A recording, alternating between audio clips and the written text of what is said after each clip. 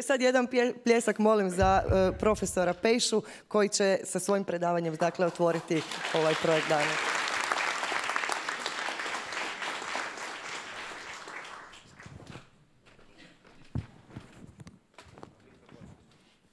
Dok se tehnika lagano uštima, ja se zahvaljujem na pozivu. Ovdje sam 4. put na ovakvom tipu predavanja u ovoj podružnici i stvarno mi je izuzetno drago doći ovdje. I ono što vi već sigurno znate, ovakve posjete nema nigdje. Takve žive rasprave, takvog interesa, ja sam bio u puno mjesta u Hrvatskoj, nema nigdje, ovo je jedinstveno i zato vam još jednom hvala što ste me pozvali. Vrlo rado dolazim i doću i u buduće. Evo, za one koji me ne znaju, a ja sam Vlatko Pejša, pročelnik sam Zavoda za hematologiju u Kliničkoj bolnici Dubrava u Zagrebu i tako da čisto imate nekakve osnovne informacije, mada mislim da se već dobro i poznamo. Sada vidim jer sam shvatio tehniku, je. Ovako, današnja naša tema je kronična limfocitna leukemija i novi lijekovi u kroničnoj limfocitnoj leukemiji. Bez tendencije i namjere da idemo u nekakve velike detalje, ja ću najprije malo ponoviti šta je to kronična limfocitna leukemija. Vjerojatno ovdje ima i pacijenata.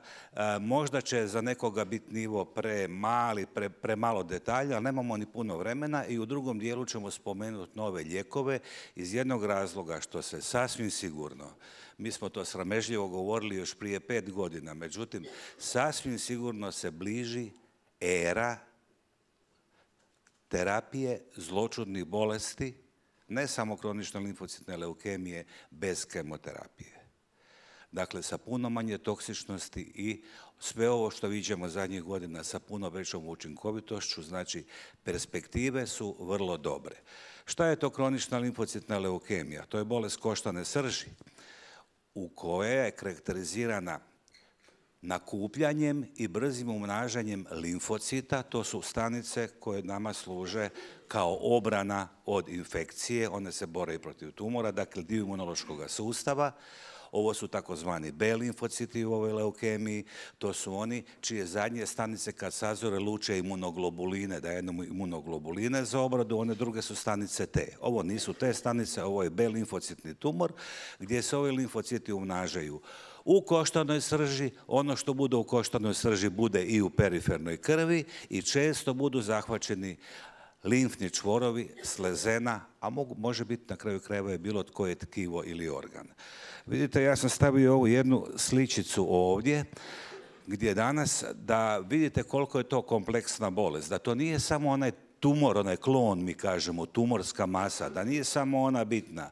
Ove stanice okolo, ovo je jedna shema koštane srži, ovako sa ilustracijom gdje trebate primijetiti da okolne stanice koje nisu dio zloćudnog klona pomažu tim zloćudnim stanicama da bolje prežive u tom miljeu. Znači imamo problem i mikrookoliša, jedna vrlo kompleksna situacija. To bi znači bila osnovna definicija. Vidite, ovo su ti limfociti koji su umnoženi, međutim mi u perifernoj krvi možemo imati nekad limfocitozu, znači više limfocita i onda kad imamo recimo virusnu bolest. U leukemiji tih limfocita obično bude puno više, međutim ne mora i biti. Tako da nije svejedno koji su to limfociti, na temelju same morfologije mi nekad ne znamo da li bi to bili zloćudni limfociti, ali danas imamo pretrage, metode pretrage sa jednim aparatom koji se zove protočni citometar, gdje mi na površini tog limfocita vidimo da li on ima biljege. To su oni, ako imate nalaz, onaj CD, klasteri diferencijacije, koji pokazuju da se zaista radi o tumorskom limfocitu.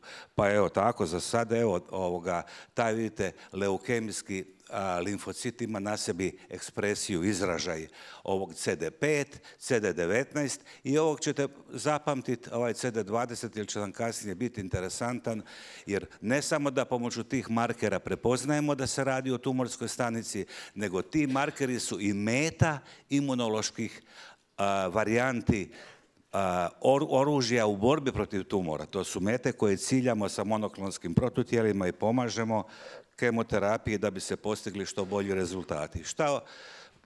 Šta je uzrok toj leukemiji? Ne znamo šta je to. Okolišni činitelji, mada se spominju malo herbicidi, pesticidi, šta ja znam i tako, međutim nema nekakvih dokaza da je to tako. Ali ono što je sigurno, a što nije stvar okoline, nego to su genetski činitelji. Mi znamo da u određenim obiteljima ima više kronične limfocitne leukemije, ali isto tako znamo da njena incidencija, pojavnost, a to je broj novooboljelih na 100.000 stanovnika u jednoj godini, je različita u različitim dijelovima svijeta. Pa bi ja rekao ovako, da u zapadnom svijetu, da je to negdje do 5, ta incidencija, a pogledajte međutim kakva je na Dalekom istoku, gledajte, Japan, Kina, oni imaju manje od 0,5 incidenciju. I ono što potvrđuje da je genetika tu ključna, kad recimo ti istočnjaci dođu u zapadni svijet, recimo Chinatown, već tu su više od 100 godina, ne mijenja se ta incidencija. Oni kad dođu u novu okolinu zadržavaju tu nisku incidenciju, znači važna je ta genetika. Najčešće bolesnici saznaju da imaju kroničnu limfocitnu leukemiju slučajno. Rade zbog nečega druga. Kontroliraju masnoće, šećer zbog tlaka i nađu se da imaju veliki broj leukocita, a u tim leukocitima, onoj leukocitnoj formuli ima jako puno limfocita. I to najčešće bude tako, znači bez nekakvih simptoma, a ako simptomi se razviju, onda su karakteristični simptomi ovdje pojačano noćno znojenje, gubitak tjelesne težine, značajniji. To mogu biti febriliteti koji nisu vezani uz infekciju, nego su onako ponavljajući i to mi zovemo besimptomima. Ako se oni jave, znači da je bolest simptomatska i takva bolest se treba liječiti od samog početka. Kasnije pacijent može, vidite ovako, primijetiti da ima na vratu ili baš jedan uznapredovala limfadenopatija, to znači povećani limfni čvorovi na vratu i u oba pazuha. Može biti, vidite, ovo je normalno, ovo je povećana slezena, pa se može osjetiti jedna nelagoda pod lijevim rebranim lukom kao da nešto žulja. Palpacijom se to nađe ili se poslika ultrazvukom ili kompjuteriziranom tomografijom, dakle jedna splenomegalija. I kad sve to skupa uzmemo, napravimo krvnu sliku, ako imamo preko 5 puta 10 na 9, to znači 5000 u mikrolitru krvi, onih limfocita za koje smo rekli da imamo one markere na sebi, onda je to dovoljno za dijagnozu. To je potpuno dovoljno za dijagnozu, s tim da, to je taj imunofenotip o kojem smo pričali, ako su tu takvi limfociti, s tim da danas nama koštana srž u stvari za dijagnozu ne treba. Prije ovog imunofenotipa je bilo dobro da ju imamo i da znamo da imamo više od 30% stanica tih limfocitnih u koštanoj srži, a danas koštanu srž analiziramo više zbog toga da na kraju terapije provjerimo da li limfocita još uopće ima i da znamo da li smo postigli ono što se zove kompletna remisija bolesti. Onda želimo znati koliko je ta bolest proširena. Znači, rekli smo limfocitoza, limfociti zločisti, to je stadij 0. Ako imamo još i limfne čvorove, jetru ili slezenu, to su stadiji, ovi intermedijarni stadiji 1 i 2, vidite, što je bolest proširenija, vidite da je prognoza bolesti lošija i da je prosjek preživljenja sve kraći i kraći.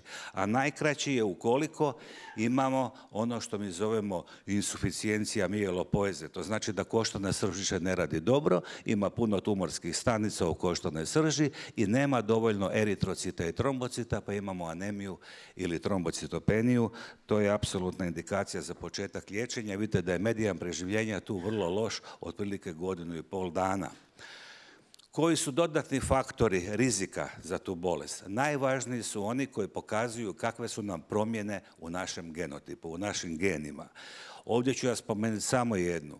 Pa najlošiju prognozu imaju bolesnici kod kojih se na kromosomu 17 odlijepi jedan mali dio, pa mi to zovemo delecija 17p. To zahtjeva danas jedan drugačiji terapijski pristup. Na svu sreću danas imamo modernu terapiju za tu donedavno skupinu koja je imala vrlo skromne rezultate u liječenju. Osim delecije može biti mutacija na tom mjestu. To je manja promjena koja se teže primjećuje. I danas mi određujemo, od toga se ne može pobjeći, mislili smo da će ovo ostati samo jedan istraživačka opcija, međutim gledamo da li su se promijenili geni za imunoglobuline, za jednu regiju imunoglobulinskih, variabilnu regiju teških lanaca. To je strašno važan prognostički parametar i mi, kako to ne možemo raditi, radimo, vidite, ove nekakve dvije pretrage ispod, ali to nije surogat. Nažalost nije, oni su u istom trendu, međutim morat ćemo u Hrvatskoj uspostaviti metodu kojom ćemo analizirati ovo što sam ovdje pokazao, jer će to biti determinirajuće za primjenu određenih novih skupih lijekova. Bez toga nećemo znati koji su to pacijenti i ti pacijenti neće dobiti taj lijek. Općenito je moje mišljenje da danas dijagnostički zaostajemo više u odnosu na ono što terapijski možemo priuštiti bolesnicima. Ovo je jedna interesantna leukemija koja može imati kod trećine bolesnika vrlo indolentan tijek, dakle lagani početak i nije neophodno odmah tim bolesnicima dati terapiju.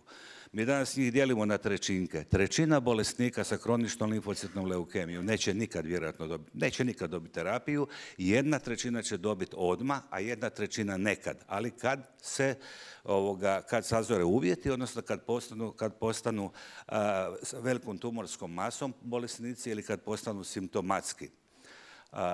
Pa onda vidite ovako šta mi razmatramo pri donošenju odluke o liječenju. Razmatramo da li ta terapija uopće treba i da li će ona pomoći bolesniku. Ako ne, mi onda bolesnika samo promatramo i zovemo ga na kontrole. A ako bolesnik ima indikaciju za terapiju, onda gledamo koliko je bolest progredirala, pogledamo, vidite, na našu Daleciju 17.5, da li ju ima i koji bi nam onda bio najoptimalniji terapijski pristup da tom bolesniku što više pomognemo, ali prije terapije ću za one bolesnike koji su možda, ne znam li vas tu ima sa kroničnom limfocitnom leukemijom i kad im je postavljena dijagnoza da možda nisu odmah dobili terapiju, da se vrate doma, ali problem u tome što to i ni drugi doktori nisu dovoljno educirani o tome, pa se malo uzbune, pa još pacijenta zbune i kažu da ima dijagnozu leukemija, a ne treba terapija. Jel?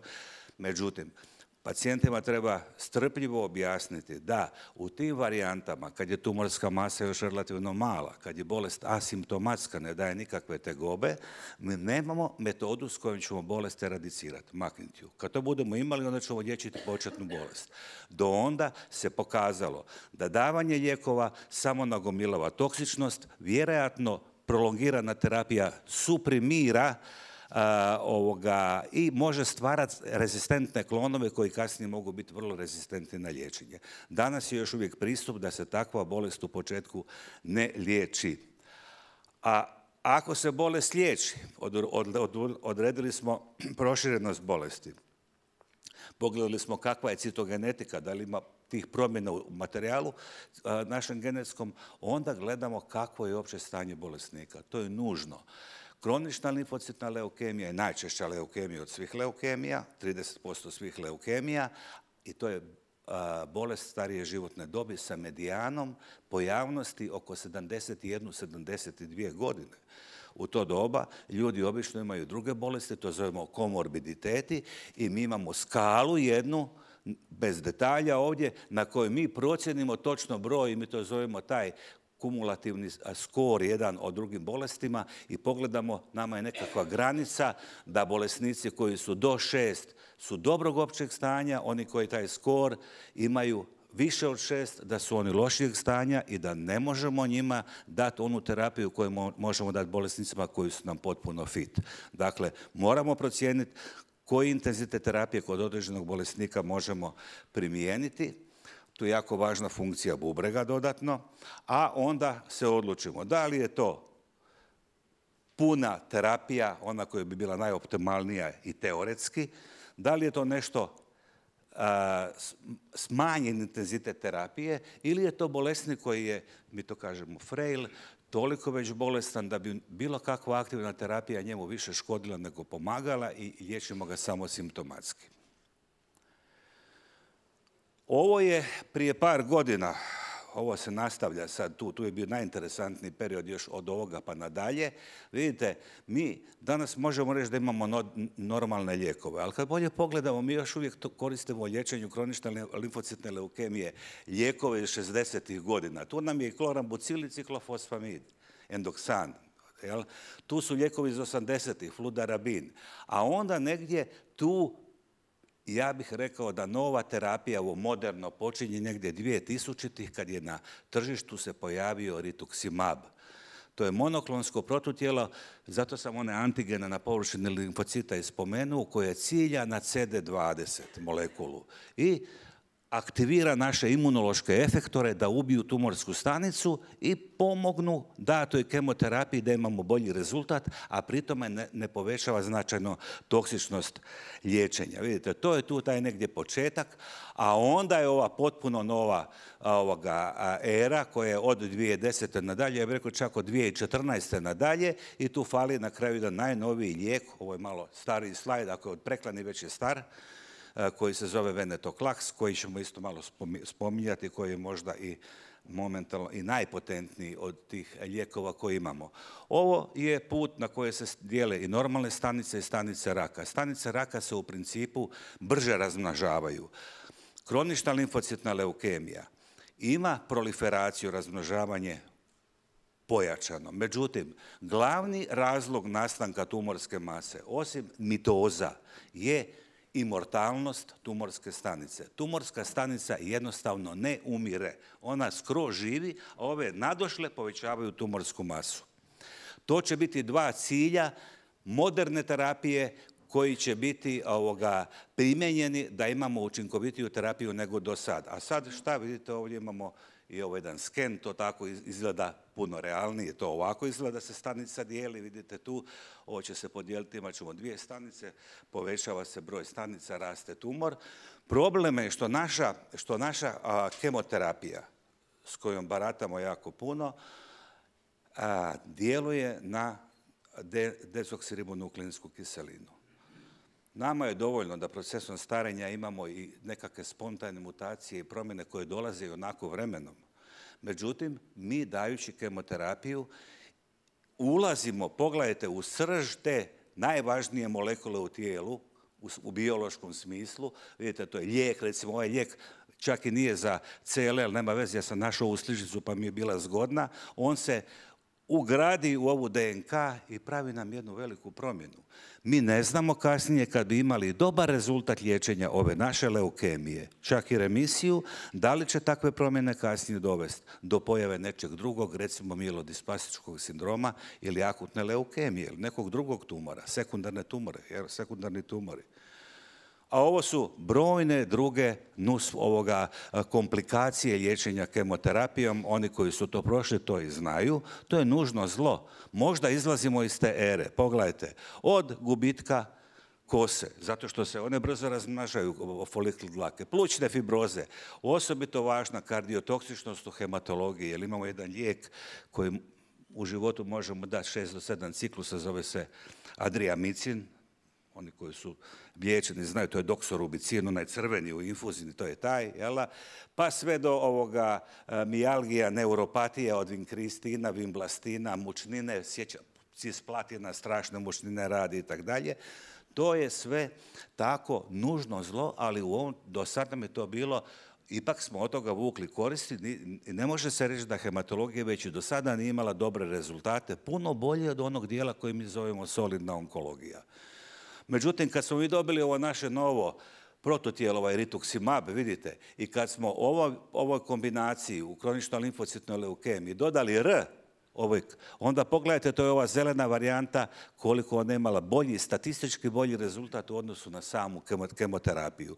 Ovdje su neki protokoli, bendamustin je recimo isto relativno novi lijek, mada nije. Bendamustin je lijek iz 62. i 3. iz istočne Njemačke, ali zbog zida nije prelazio na zapad i zapad ga je kasnije već uočio. On je dobar, ali ipak citostatik. Evo, to bi bilo to. I onda gledajte, kad se mislilo da je ovo tu plafon što možemo postići, izašlo je novo monoklonsko protutijelo, poboljšani rituximab koji ima još puno bolje rezultate. od ovoga koji je bio gore. Pogledajte kakva je tu razlika. Ovo je broj ljudi koji nemaju progresiju, za razliku vidite koliko ih je više kad dobivaju ovu kombinaciju. Ovo su ovi novi lijekovi koje ćemo kratko spomenuti. Vidite, to su ta već spomenuta monoklonska protutijela koja ciljaju CD20 molekulu i ubijaju tumorske stanice. Zatim, jedna skupina lijekova koje zovemo inhibitori tirozinkinaznih puteva. Sa površine tumorske stanice postoji receptor, ona preko njih dobiva signale i taj signal odlazi do jezgre, podržava razmnožavanje i život te tumorske stanice. Tu se cilja na prekid tog puta, to je ta jedna koncepcija i ovo je ona što sam rekao da je najmodernija. I sjećate se da smo rekli da tumorske stanice postaju imortalne.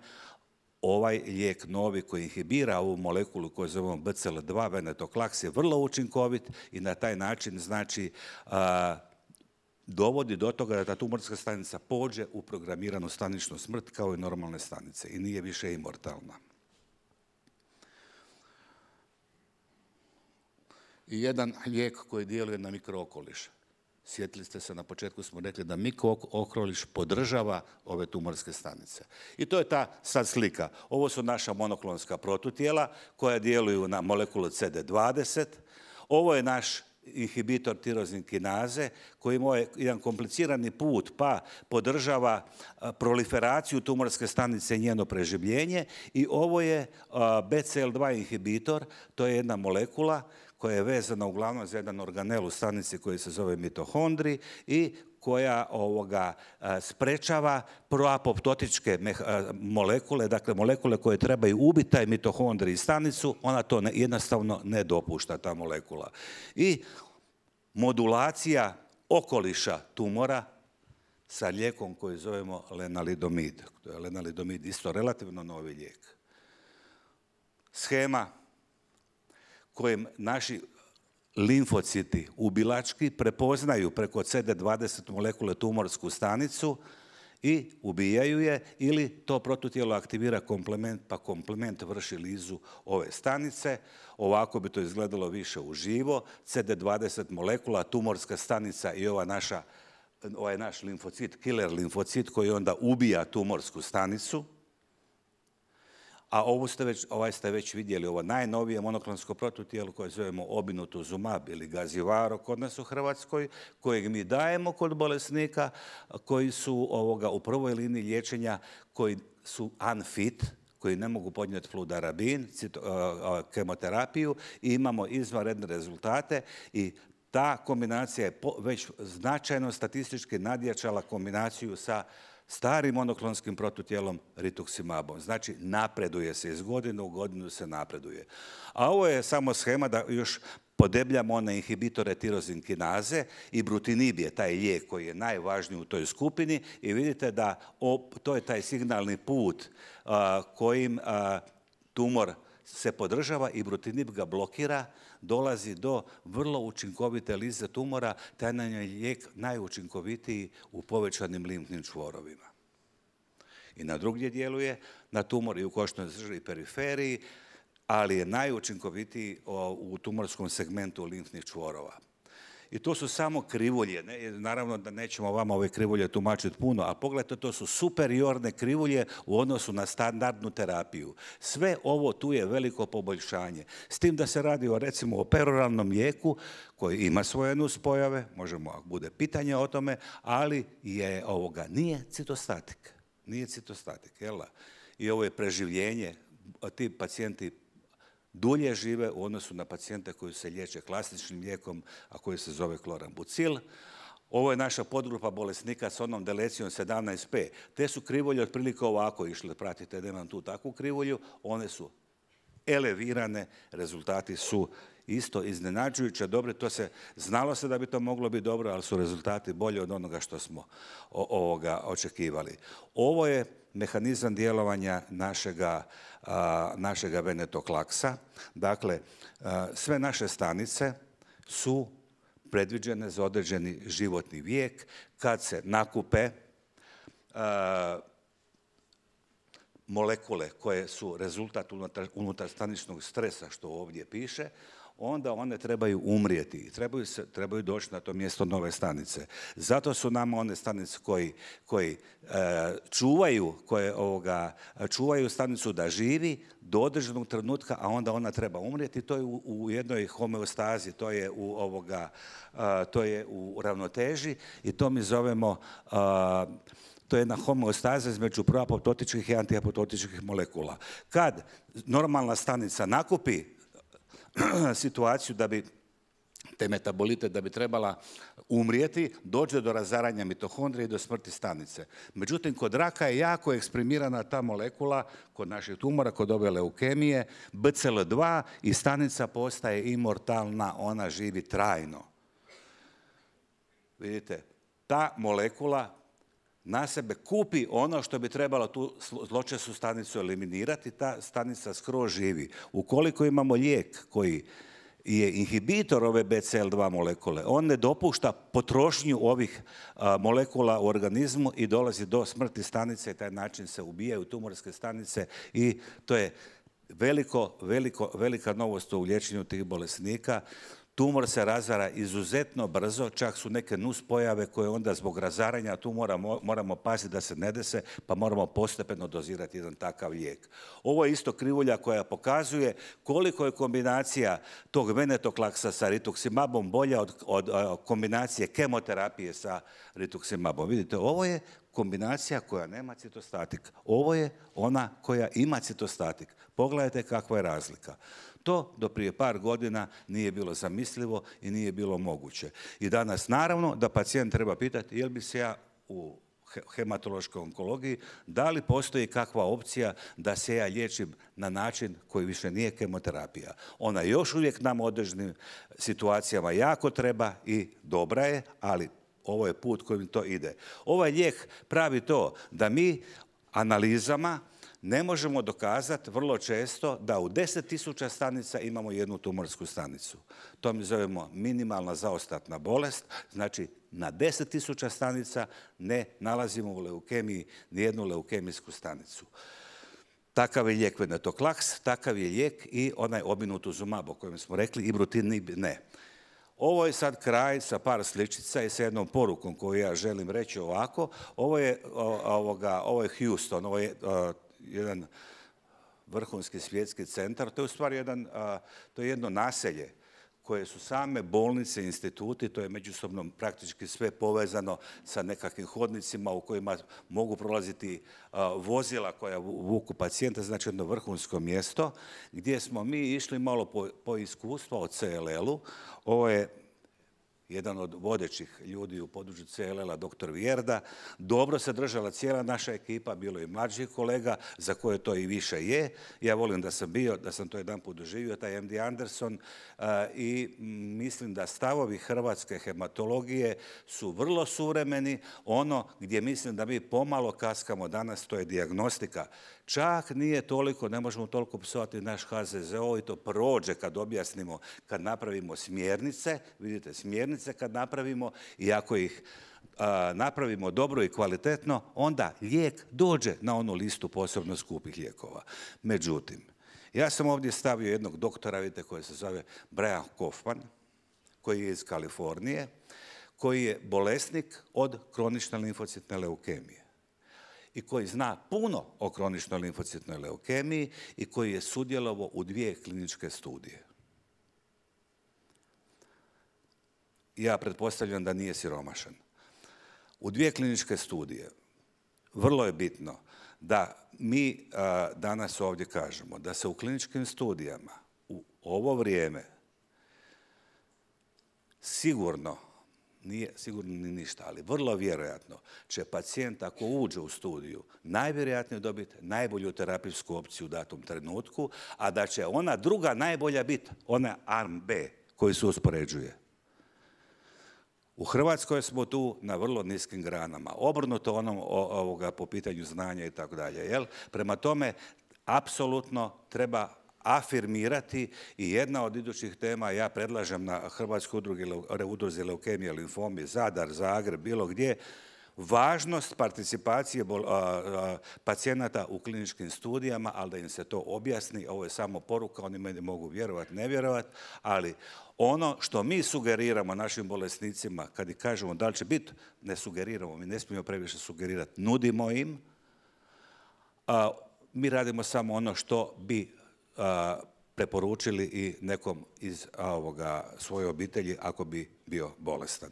Evo vidite, a te studije onda dovode do toga da se skroz ažuriraju smjernice i da svi od toga imaju koristi. On je prvi koji je participirao i ovo tu. U Svetom pismu našem iz kojeg mi učimo na koji način se radi postupnik za liječenje, vidite ovu donju rečenicu, svaka stranica ovo na dnu ima, da ta tijela sugeriraju i afirmiraju sudjelovanje bolesnika u kliničkim studijama jer da je to za njih najbolja opcija. I to bi bilo sve.